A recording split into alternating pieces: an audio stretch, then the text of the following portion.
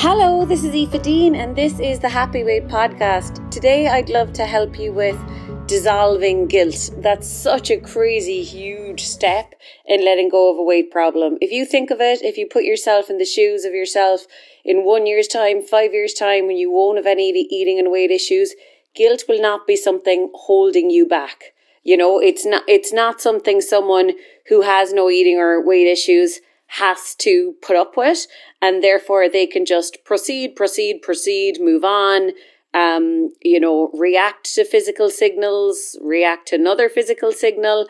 Whereas when we're lost in guilt, we're so lost in guilt and we're so up in our head and we're so making this big narrative that like all physical signals are dampened or we're reacting to them very badly. You know what I mean? But actually, before I get into all of that, it was just two little stories I was thinking about saying. So the first one is I'm in a fierce phase of 90s kind of upbeat, just good music basically, like real 90s stuff that reminds me of my childhood. And I had put together a little playlist on Spotify, and then I was like, I'm definitely missing one. And I know there's probably 3 blonde lads with a step haircut. And I literally had nothing to Google because I couldn't think of the song. I couldn't think of any words. I was like, oh, this is going to kill me. But I know I'm missing like a big one for my playlist. And anyway, I was listening to that playlist driving up to Cork for work. And then the following week I was driving up to Cork again 1 week later. And I put on the playlist and my brain was like, Let Loose. There, that's the band you're missing. Let Loose. Crazy for You. And I won't sing it. Well, it is kind of like, I'm crazy for you. And it's all for the love of you. So I'm not going to sing anymore because it's actually not going to help you know the song. Because, I could be singing Happy Birthday and I'd be like, do you know that song? And someone's like, no, don't know it, never heard of it. So I'll stop my singing there. But anyways, the point of that was, I was like, wow, that is such an excellent example of the reticular activating system in our brain.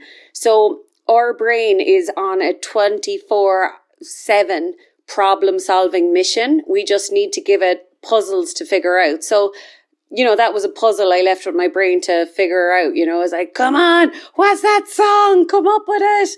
And, it did easily.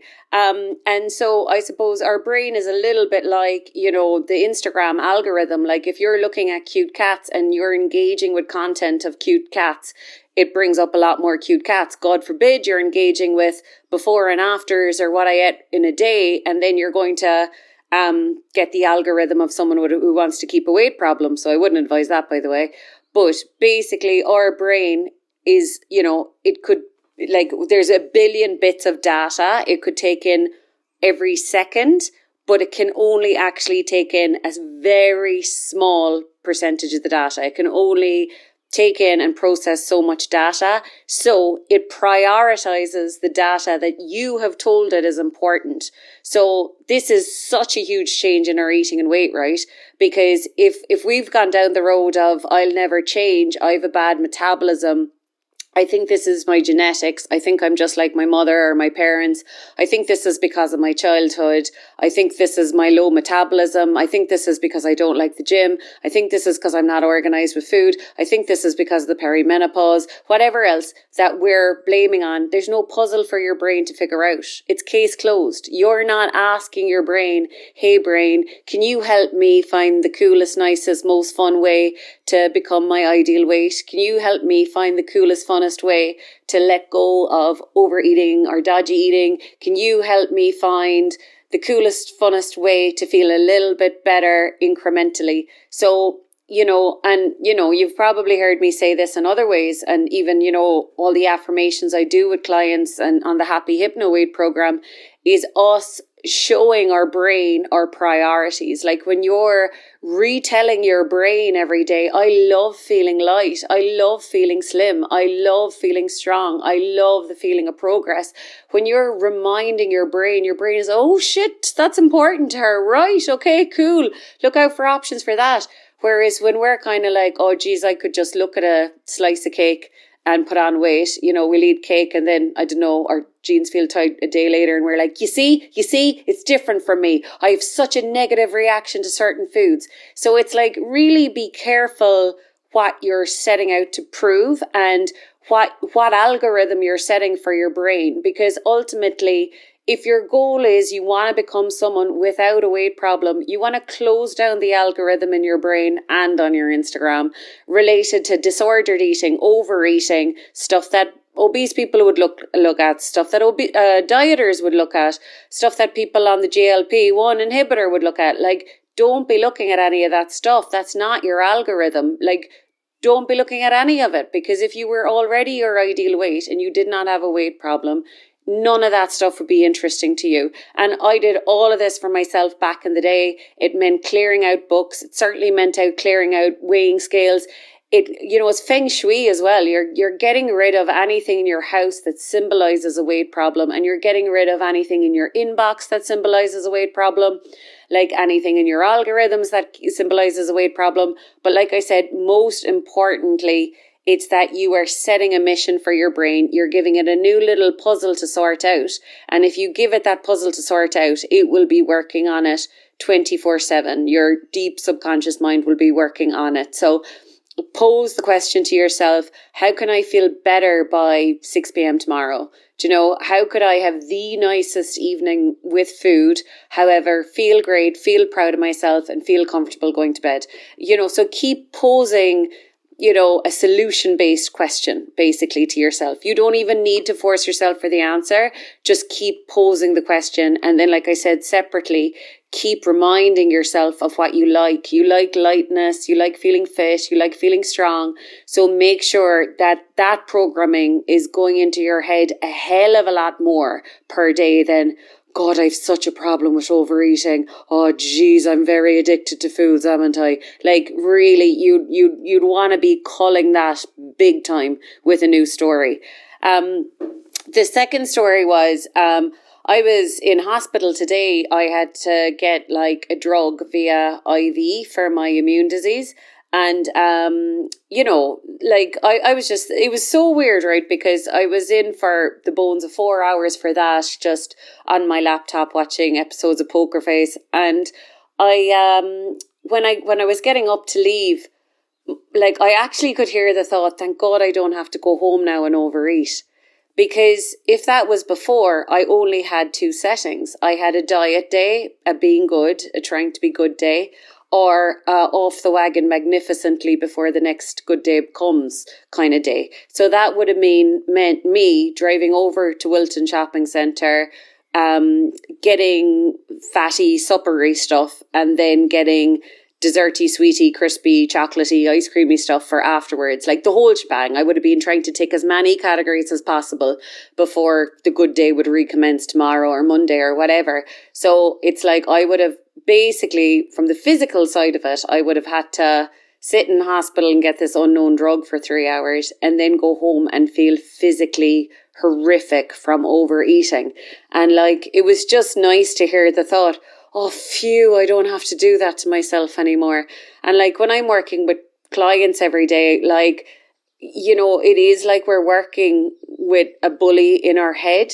So like, I suppose for me, I'm feeling the freedom of that bully not being in my head because, you know, thanks be to God now, every client I worked with in the last 2 days, they were in a good place. But like, you know, obviously what we're up against is sometimes the bully wins and it's like, sure, who are you kidding? Just eat everything and who freaking cares? You're never going to change anyway. And then you just have to sign up to a rake of discomfort, you know, a rake of physical comfort and discomfort and lethargy and guilt and feeling mank and a manky sleep and your teeth feeling mank from all the sugar and waking up with a food hangover. Like we need that like a hole in the head. Like there's never a good day for that. But you know, for all the times we would have been justifying, like even I was talking to a client today and she's got a busy job that requires a lot of time on the road driving up to Dublin, being stuck in traffic and all the rest of it. And she was saying that like every day for her used to just be a day of like, oh, I'm working so hard and driving so much, just such long hours. So if there was pastries at the meeting, she'd be like, oh, I deserve the pastries. And, you know, it was just a constant, like I said, if we've only two settings of it's a good day or it's a bad day, like all I think it actually makes us do is find new and innovative ways to justify it being a bad day and justify it like, you know, we need a treat, we deserve a treat and all the rest of it. So, you know, it's a horrible place to be in. And now like she's in a really happy place. And it's like, you know, we were chatting about it today. If she's driving around the country or sedentary in a car, like yet again, you need bloating and lethargy and like say a ton of sugar and fat and a big old like belly full of food like sitting on you with needless, mindless crap that you ate like a while ago. Like you don't need that. Like that would definitely make the day worse. So she's delighted now, you know, she's driving home and like having a really nice dinner she's excited about, and it tastes great because she's hungry for it, and she gets to go to bed feeling really lovely, lying in her bed feeling nice and waking up really like refreshed and ready for her hard working week because she's not in a food hangover, and also she's not being a bitch to herself basically. And there's nothing more draining than being a bitch to yourself 24/7, excuse my French, but you know, like as in if you've got a lot on, like there are two things you don't need to do. So like I said, I'm still very grateful that all of that is over for me. And you know, that's why I'm so kind of passionate about helping others get over it as well, because like it certainly is possible to unlearn stuff and become something else. And so yeah, there are those two stories. And now just a few little things I think that would help dissolve guilt. I heard Louise Hay go on about that this week, just dissolving, because it's like if you say stop or break or whatever, I don't know, dissolve is good because there's no like say parts left, or it's a bit like, you know, you don't say lose weight because you lose your keys, you lose your mind. If you lose something, you want to find it again. So we don't say like lose weight, we say let it go of weight, and we say let go of weight problems. And equally with guilt, we just want to like let it slowly dissolve away out of our life. Like as in, maybe we used to feel a lot of guilt about food and now we want to feel a bit less, and you know, then less and less and less. That's what we're working on. So it like just dissolves away basically. And so I think the very first one, right, is be super, super clear that the voice of guilt is not a voice of concern for your weight. It is not the voice of wanting the best results. It is absolutely not. It is the voice of morbid obesity and anorexia.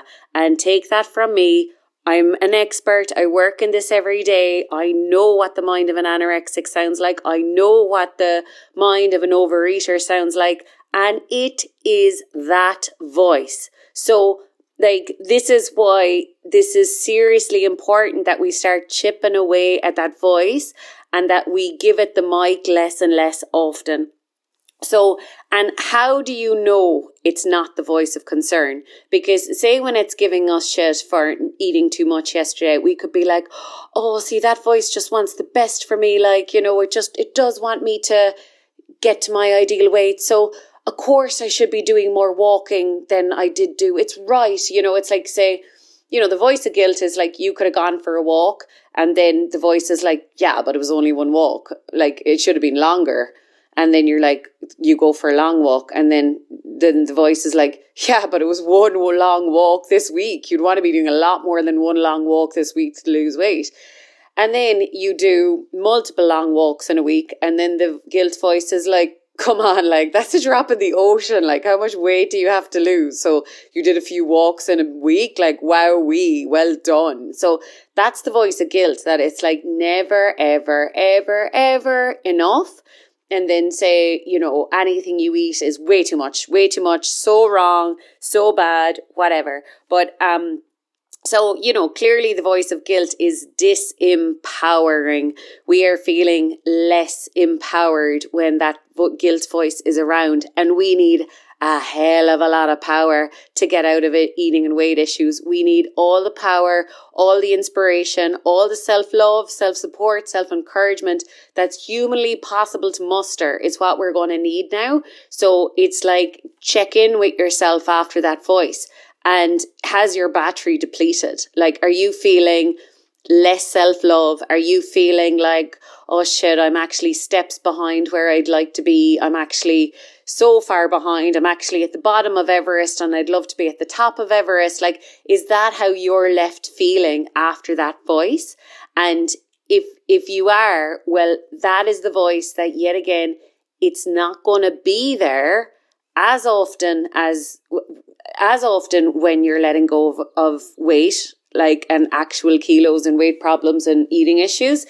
And it will certainly not be there when you are sustaining your happy, healthy, ideal weight. So today's as good a day as any to start removing it and to start knowing that the difference between you and your ideal weight is that voice. That is one of the main things that stands in the way between you and your ideal weight, because it's that voice that breaks you down and ultimately leaves you in a place of like, sure, what the hell, doesn't matter, I might as well eat, or leaves you in such a poor mood that you've literally no option but to comfort eat and self-medicate with, fat and sugar to try and create more dopamine in your brain. So, and I would say how it's the bully is because I think almost don't listen to what it says. Like, okay, so it's not going to really say anything new if you've been dealing with this for a while. Like, as in, it's going to be like, who are you kidding? You're a failure. You should be ashamed of yourself. You should be ashamed of your eating. You should be ashamed of the weight you gained.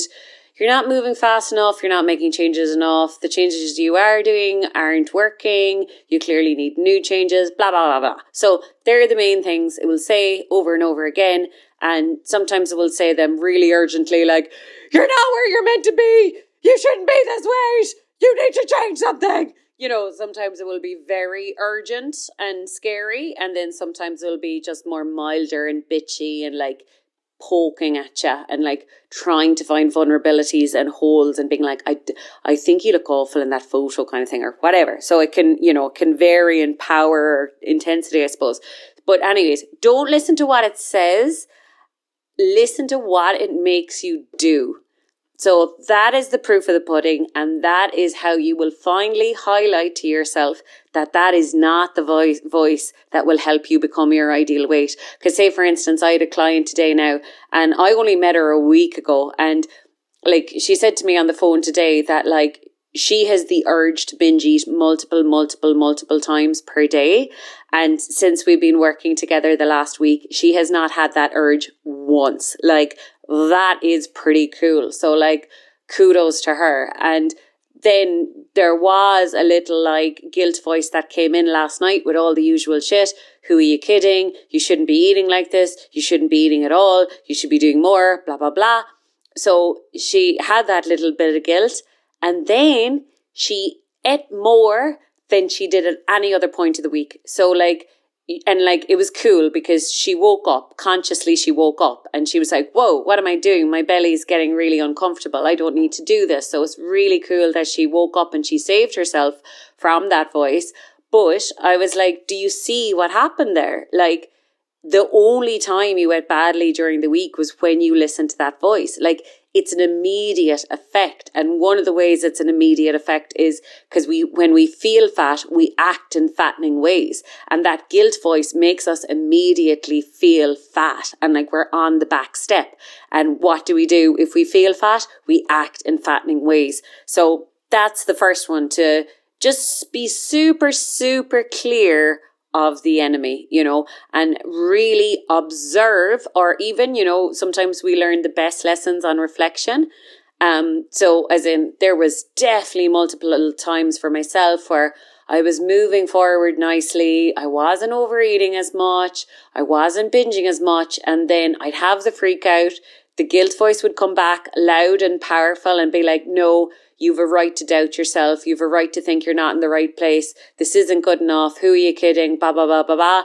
And then that would be the night I binged. So, you can only reflect on that cycle so many times without pinpointing half an hour before my binge, I went into guilt and self-doubt, or maybe 2 hours, or maybe was growing over a day.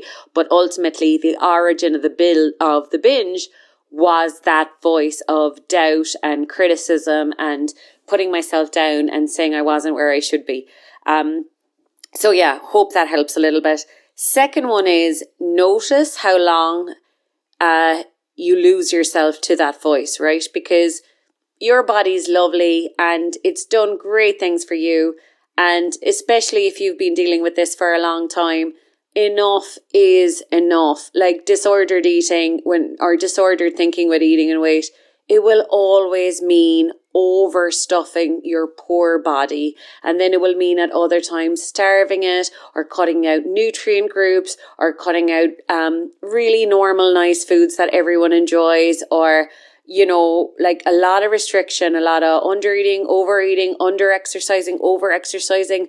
Like your body has probably been through the ringer if you're listening to this. So now, right, I think it's quite useful to notice, like, basically how long at a time are you under the spell of guilt, right? Because like I said, I'd be moving forward, then get into a blip of, who am I kidding? I'm not changing, blah, blah, blah. And then that blip might last 2 hours. It might last 2 days. It might last 2 weeks, where I live in my head in the storyline that I'm a fat girl. I'll always be fat. Who am I kidding? It doesn't matter what I eat. It's all crap anyways. So I live in that story until something happens and I break out of that story and I proceed again with remembering, oh wait, actually, this is my body and I get to push whatever feelings I want in it. If I don't like the feeling of too much crisps that I had last night, I don't have to recreate the feeling of too much crisps today. And if I like the feeling of feeling strong and light, I get to feel that. And if I like the feeling of feeling hydrated, I get to feel hydrated. And it doesn't matter how many kilos I weigh and it doesn't matter what size I am. If I want those feelings, I get to have those feelings just like anyone else. So like I just kind of think the accountability of how much time we lose at a time to the guilt and stuff, it just makes you clearer on the overall picture. Because I kind of think a pretty awful state of affairs is when someone is like, I've no idea why I'm not losing weight more, or I've no idea why I'm overweight. That would be honestly the worst. Like I've actually earlier in my career turned away clients that were like, I literally have no idea at all why I am overweight. And I'm like, right, okay, that's 0% accountability or 100% amnesia or dementia if you don't remember any time overeating in the recent future, or past, sorry. So I think we can get clear on like, okay, that slowed me down. I was lost 2 hours in guilt there, where I wouldn't have been listening to my physical cues. I wouldn't have been taking care of my body. I basically neglected my body to live up in my mind in a narrative of guilt and wrongness and victimhood and everything. And while we live up in our head in that narrative of, I'm fat, I'll always be fat, I'll never change, there's no hope for me, we're like an absentee parent to our body. No one's looking after our body. No one's making it better. No one's minding it. No one's listening to the signals when we're gone up into that bullshit story in our head. So try and curb the amount of time you're spending in it. There's that Gabby Bernstein, I think it's a Gabby Bernstein quote, a miracle is a change in perception. So I think another great sign we're moving forward is how long we spend feeling crappy before we're like, oh wait, I don't need to feel crappy. Oh my God, I've been like really unnecessarily mean to myself for 2 days, or I have been like really unnecessarily uncomfortable from food the last few days. Like as in, God, it could be different. I could make myself feel comfortable today mentally and physically. So like just give yourself that reminder, and like there's no entrance fee. Like, you don't have to be a certain weight today or a certain size or have eaten a certain way the last few days in order to access feeling more hydrated today, or feeling more proud of yourself, or having fresher foods in your belly, or giving your belly a little break and a little siesta from all the digesting and letting it run through the food it already has in there. Like, there's no entry requirement to do any of that. It's like, you could be the highest weight you've ever been, you could be the highest weight person in the world, you could have had the worst eating in the last few days. It doesn't matter. You have a right to access any physical feeling that you want to access today in your body, whatever it might be: comfort, strength, lightness, hydration, lots of nourishing foods, whatever it may be. You deserve to go get your hands on it anyways. So I suppose we're doing two things, right? Unlearning is hugely important. Like, we gave the mic to that guilt voice, to that low self-esteem voice now for long enough in our head. It didn't do us any favours at all, certainly not with eating and weight. So we're unlearning that. But also what's super important is becoming something else, like who we are becoming. Because I saw a really good clip last night with Dr. Michael Beckwith and Oprah Winfrey. And you know, he just puts it very succinctly. You cannot have what you're not willing to become vibrationally. So weight loss is the worst for people digging around in the dirt. You know, oh, I'll buy a low-fat yogurt instead of a normal yogurt. Oh, I'll track my, you know, calories on an app. And it's like, these are puny little things. Or like, oh, I won't have pasta in my dinner or whatever. And it's like, you could be doing all of those things, feeling like the fattest person in the world, or feeling like the fattest version of yourself you've ever been. And so then they're all pointless. They're not ultimately going to do anything, because if you're indulging in that feeling of fatness, like fatness is not a size, it's a feeling of like unworthiness and not enoughness and ickiness or whatever. It's like, if you're in that feeling, like, you know, yeah, the behaviours are gonna come. Like, you know, you're gonna, if you feel fat, you're gonna act fat. Like, you're gonna act in fattening ways over the next 48 hours. So, you know, the little 5 calories you're saving here with a low fat version of something versus a high fat doesn't matter, because you're going to be binging later. You know what I mean? So it's like, it's actually way more important that, like, vibrationally, attitude wise, we become a person who has the goal that we would want. And I was thinking about this a lot coming down in the car today, because it's coming up to, I'm 5 days away basically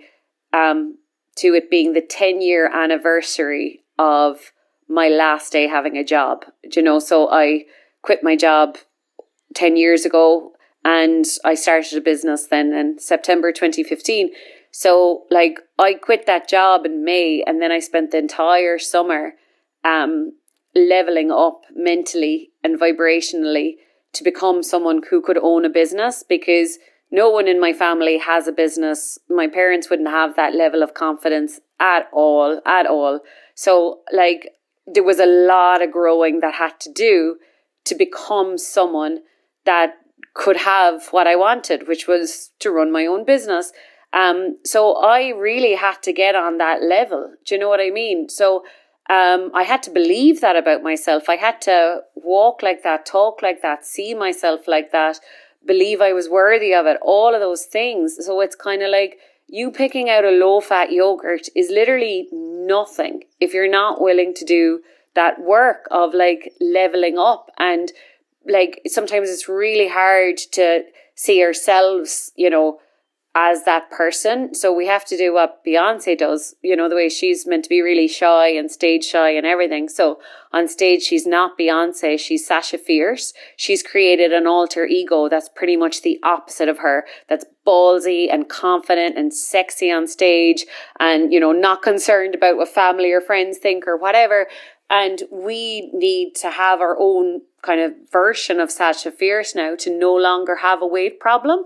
You know what I mean? So it's kind of like, okay, to be a person without a weight problem, you know, what would that look like? Even how would I be standing now? Because I kind of think when I put myself in the mentality of having the goal that I want, a lot of the time it changes my posture from a down in the dumps, I'm not where I should be kind of posture, to be like, damn right, I'm where I want to be, or I deserve to get what I want, or whatever. You know, you put your shoulders back, you put your chin up, and say all of this even down to the teeny tiny detail of food. Like, you could be walking into the kitchen, opening the bread bin, buttering the bread, and doing it as a fat person, like shoulders slouched, I shouldn't be eating bread, I shouldn't be eating butter, how much calories is this, how much weight am I putting on?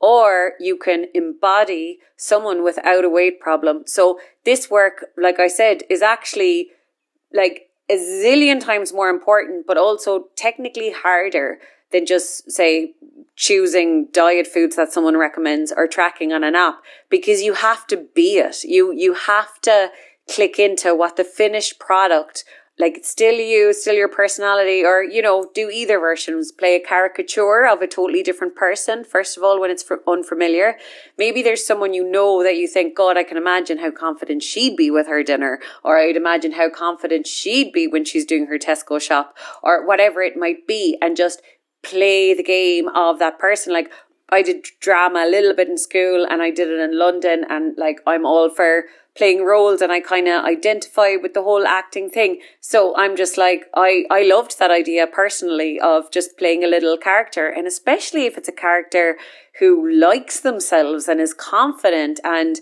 is a food connoisseur and eats their dinner like a connoisseur, or chooses from the menu in a restaurant. Like, they love food, and like, they're positive about food, and that they're using it to feel good, and that they're not scared of it, and they're not scared of food in general, because they are so used to their belly telling them, hey, you're done now. You have a lovely, cozy, happy belly, full stuffed feeling. And so we all have those signals. If you've ever felt uncomfortable with food, you're grand. You've all the right signals you need to get to the weight that you want to get to.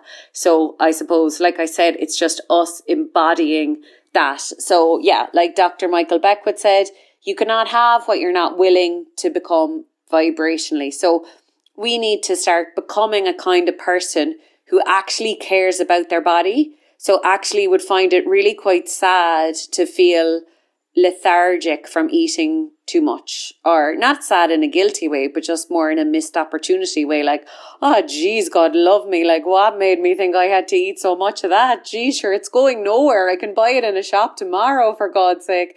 You know, so just like all those little missed opportunities of like, geez, I didn't need to eat that much, or geez, I didn't need to be so uncomfortable, you know, in a light, loving way, like that maybe you'd say to a kid, you know, you'd be like, it's fine, we can get more later, you're grand, you know, calm down.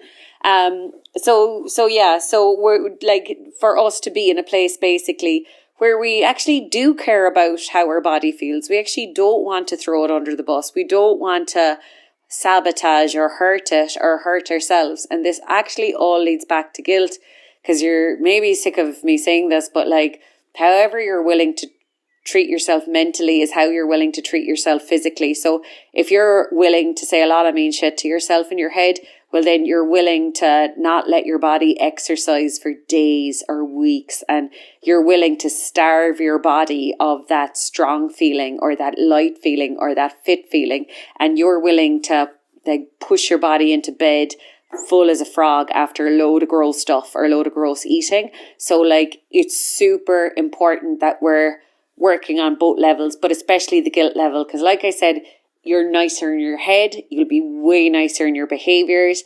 And when we're thinking about being nicer in our behaviours, we're thinking of the kind of behaviours someone with the coolest relationship with food would have. And, you know, the kind of eating that, you know, someone who's never had a weight problem, has a great figure, loves their food, isn't a dieter. If you imagine someone like that, someone who's, you know, got married and whenever, and 30 years later, they're still in the same trousers. Those kind of people, they're literally not dieters. They don't care enough about nutrition to be dieters, but they're normal with food. And you see them eating chips, you see them eating ice cream or whatever. I think they are the people we need to mimic and copy. So, yeah, so I think I covered all the points I've written down. So I hope that helps. A little bit of unlearning stuff we want to unlearn, and at the same time, ploughing forward with becoming a new version of ourselves that feels very different. You know, it feels so different to be self-supportive, actually. It feels really weird at the start. In my opinion anyway, from my experience, feels really weird. Your brain is like, what is going on here? Why are you being so nice? But that's the start of everything changing. So it's a very, very exciting journey. So, okay, I think my spare ribs are done out of the oven now, so I better go. But thank you so much for being here. I hope this episode helped. Check out my website, happyweight.ie, and have a lovely, lovely week and be proud of yourself. Okay, thanks so much.